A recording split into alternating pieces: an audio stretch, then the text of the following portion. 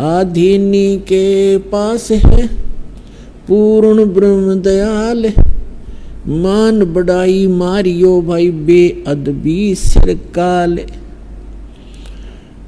फिर क्या बताते हैं, विभीषण का भाग बडेरा, दासातन आया तिस नेड़ा, दासातन आया बिस्वे बीसा, जाको लंक दई बख्शीसा।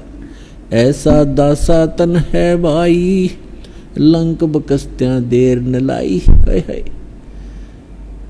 अब देखो हम निमित्त बना देते हैं, राम ने विभीषण को राज दे दिया। राम ने विभीषण को क्यों दिया और को ना दिया? क्योंकि विभीषण परमात्मा की सतभक्ति कर रहा था और वहां की जनता को एक अच्छे राजा की आवश्यकता थी जो भगवान से डरने वाला हो।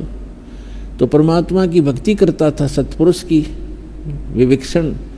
तो सब माहौल सब कारण करे करावे साइया, मन में लहर उठा और दादू सिर दर्जीव के वो आप बगल हो जा। तो यहाँ गरीबदास साहिब जी बता रहे हैं कि विभीषण का भाग बडेरा, बड़भागी था वो जिसके दासातन आया तिसनेरा, उसकी अधीनी आई उसके अंदर। और कहते हैं दासातन आया बिस्वे बीसा, अर्जा को लंक देई बख्शीसा।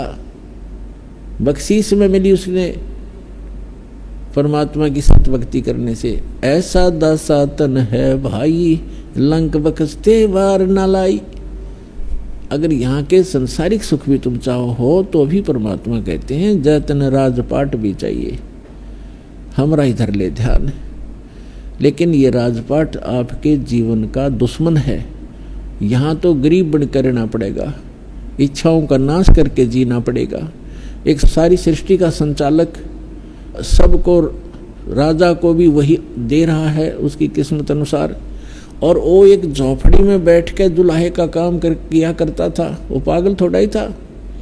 जो परमात्मा जिसको हम एक धानक दुल्हा कहा करते, कवि कहा करते थे, और जिसके निमित्त 18 लाख व्यक्ति आगे और उन 18 लाख व्यक्तियों को मोहन भोजन खिलाया 3 दिन, और एक एक असर फिर एक दौर दिया उस झोपड़ी में बैठे ने। वो दुल्हा था, वो तो परमपिता थे, सारी सृष्टि के संचालक थे।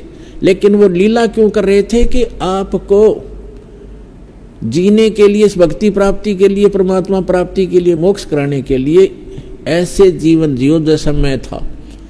भगवान की रजा में राजी रहे, जो दे उसने खावे और घनी इच्छा नहीं रखे।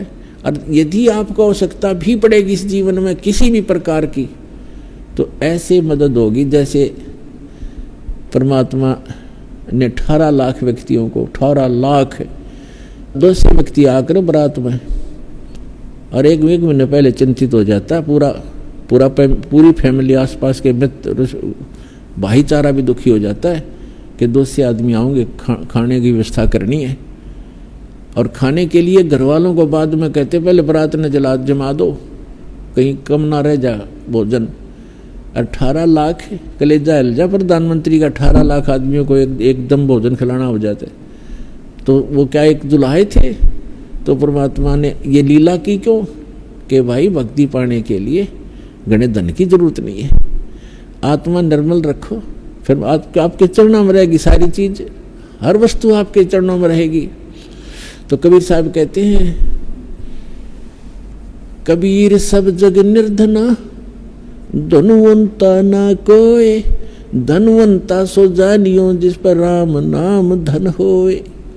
जिसके पास ये राम नाम धन है उसके पास सब कुछ धन, सारा ही धन उसके पास। और कबीर साहब कहते हैं, टोटे में भक्ति करे।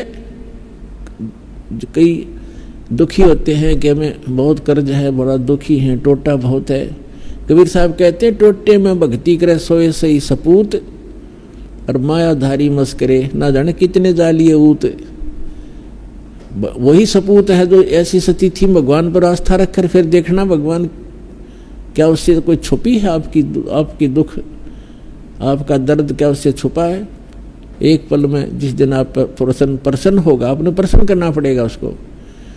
और हृदय से ये रखा कि भगवान जैसे रखोगे नहीं रोएंगे, भगवान भूखे रखो चाहे प्यासे, पर चरणों में रखना मेरे दाता। तो फिर देखना, फिर कहते नुकते ऊपर रीत जाएगा रे, करोड़ कर्म जल जाए तुम्हारे। जिस दिन आपकी समर्पित भाव हो जाएगा भगवान के प्रति, फिर देखना आप सोच भी नहीं सकते इतने सुख देगा भगवान। तो पुण्यात्माओं, आपका सौभाग्य है कि आपको ये स्थान मिला, सच्चा भगवान मिला, सच्चा नाम मिला। अब इसको बना के रखना, इस भक्ति को बर्बाद ना होने देना। जैसे माता गर्भ को रख यत्न बना, और ठेस लगे तो छिन्न हो तेरी ऐसी भक्ति जा।